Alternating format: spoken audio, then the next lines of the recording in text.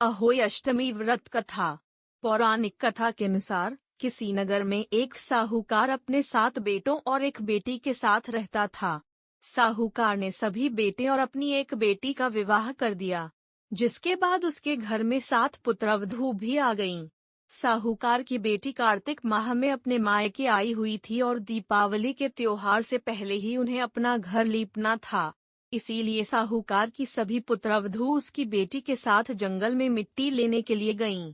कथा के अनुसार जिस स्थान से साहूकार की बेटी मिट्टी खोद रही थी, उसी स्थान पर स्याहू अपने 7 बच्चों के संग रहती थी। साहूकार की बेटी की खुरपी से स्याहू का एक बच्चा मर गया। इससे क्रोधित होकर स्याहू ने कहा कि मैं तुम्हारी कोख बांधूंगी। स्याहू की बात सुनकर साहूकार की बेटी ने अपनी सभी भाभियों से कहा कि वे उसके बदले अपनी कोख बंधवा लें।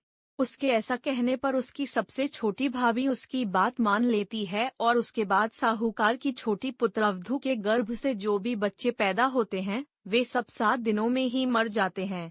एक बार निराश होकर उसने किसी ब्राह्मण से इसका उपाय पूछा, तो ब्राह्मण ने सुराही गाय की सेवा करने की सलाह दी। जिसके बाद साहूकार की छोटी पुत्रवधू ने सुराही गाय की भरपूर सेवा की।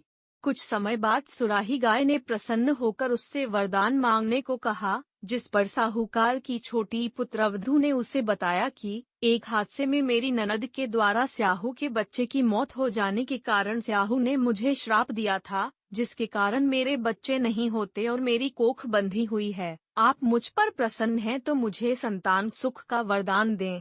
इसके बाद सुराही गाय साहूकार की छोटी पुत्रवधू को लेकर स्याहू माता के पास पहुंची और वहीं रुककर स्याहू माता की पूजा की और उनसे संतान सुख का आशीर्वाद मांगा।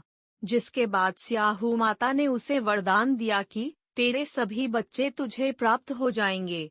वहीं अहोई का तात्पर्य अनहोनी को होनी में बदलने से भी है।